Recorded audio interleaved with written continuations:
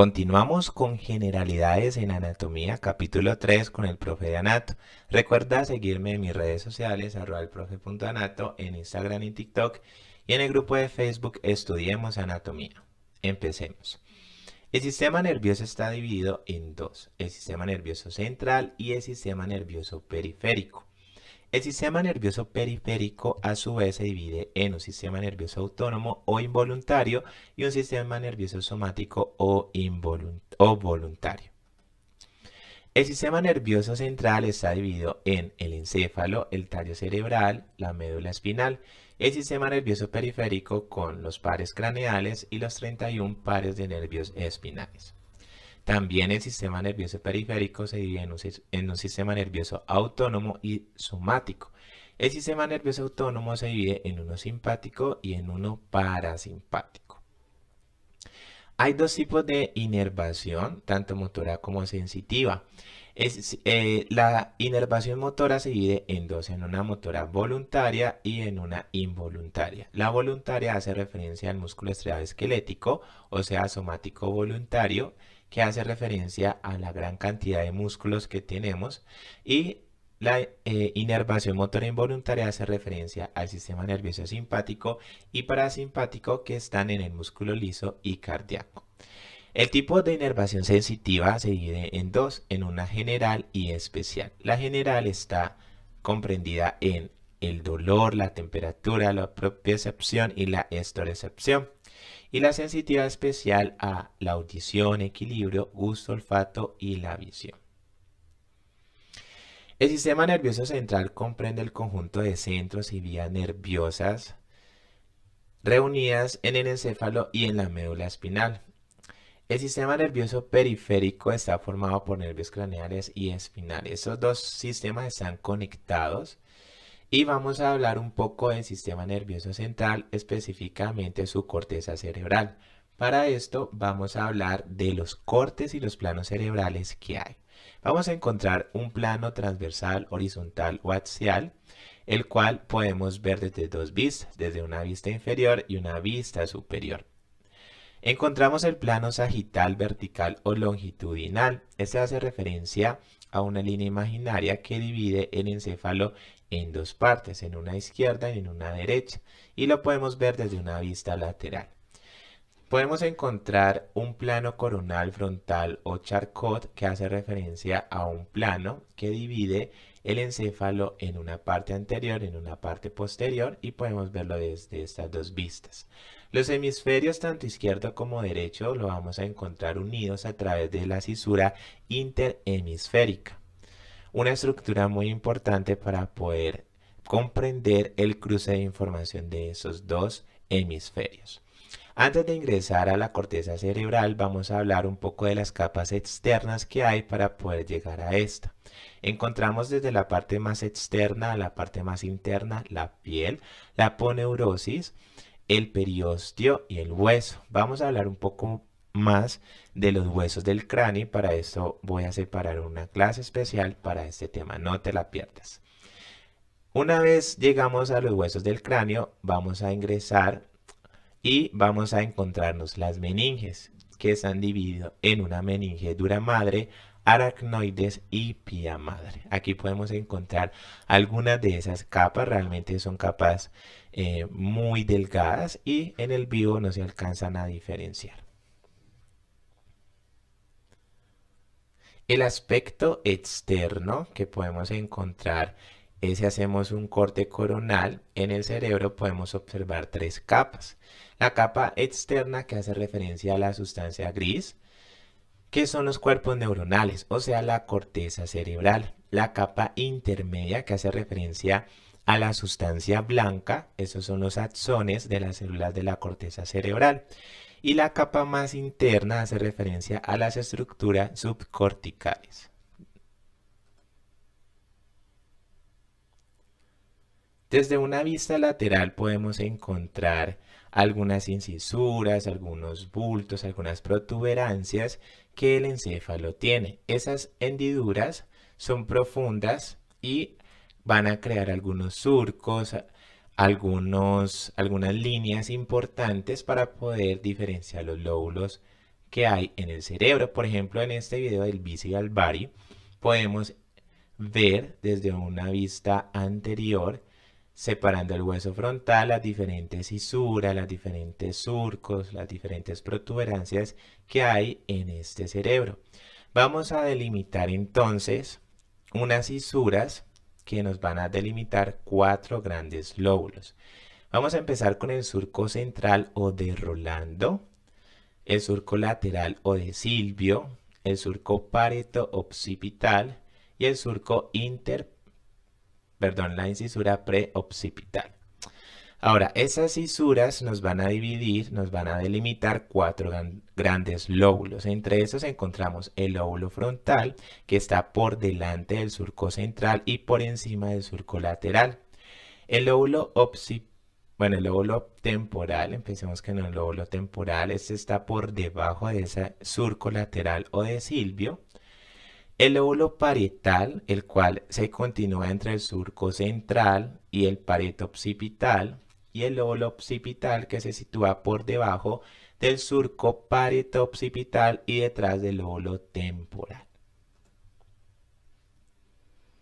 Los surcos delimitan algunos giros, algunas protuberancias y cada uno de estos lóbulos están formados por distintas áreas que cumplen funciones específicas.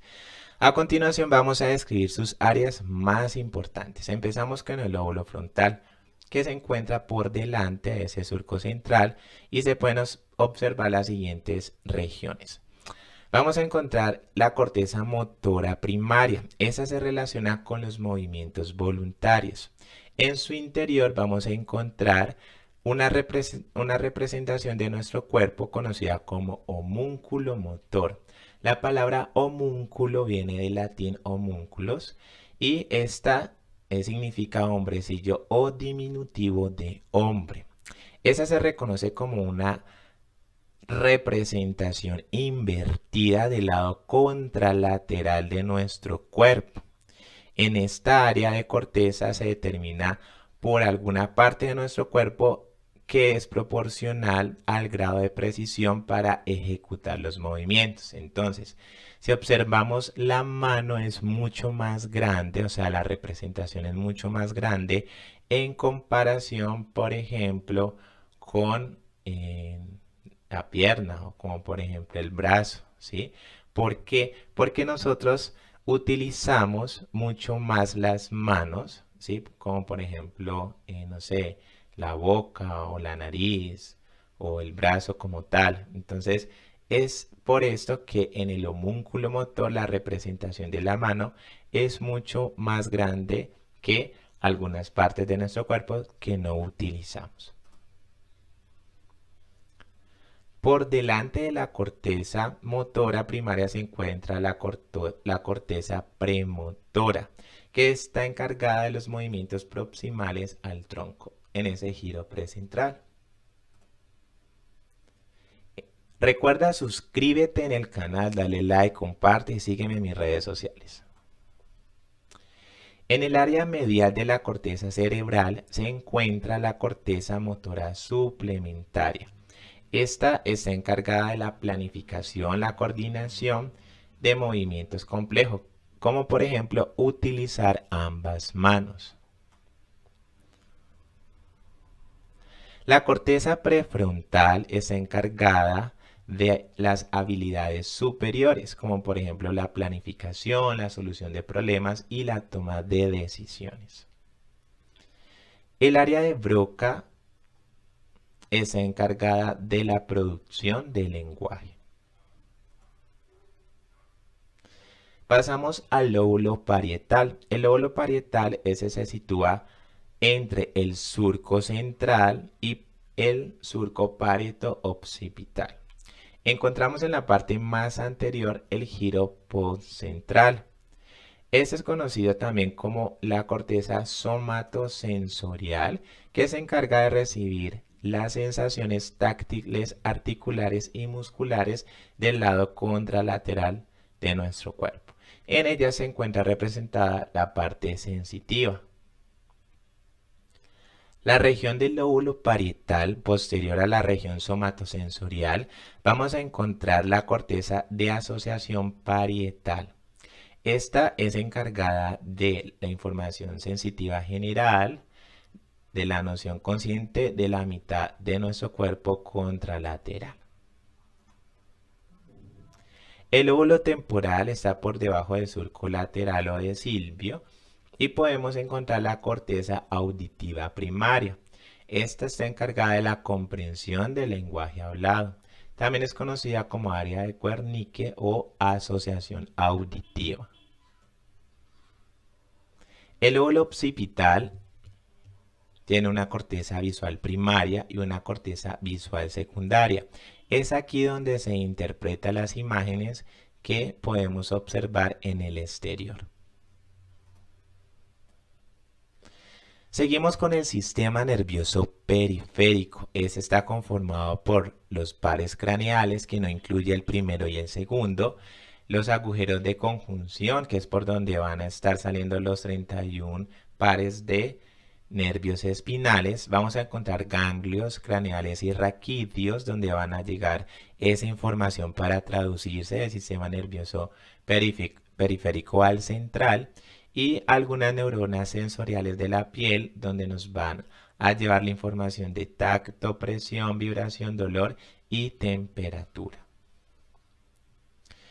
Los 12 pares craneales son: el primero el olfatorio, el segundo el óptico, el tercero el oculomotor, el cuarto el troclear, el quinto el trigémino, el sexto el abducen, el séptimo el facial, el octavo el vestibulococlear, el noveno el glosofaringio, el décimo el vago, el onceavo el accesorio, el doceavo el hipogloso. Cada uno de estos nervios craneales van a ir a alguna parte de nuestro cuerpo para poder llevar esa información parasimpática, simpática. Algunas va a tener sensitiva general, otras sensitiva especial, una motora voluntaria e involuntaria. La médula espinal va a estar ingresando por el agujero vertebral para poder llevar la médula. Esta médula va a estar desde el agujero magno hasta L1, L2. Mide aproximadamente entre 42 a 45 centímetros y a nivel de la zona lumbar se va a ramificar como cola de caballo o caudequina para poder llevar la información a los miembros inferiores. Recuerda, suscríbete en el canal, dale like, comparte, sígueme en mis redes sociales. Tenemos un grupo muy interesante en Facebook, Estudiemos Anatomía. Cualquier duda, no dudes en escribirme para poder responderte. Nos vemos en otra ocasión.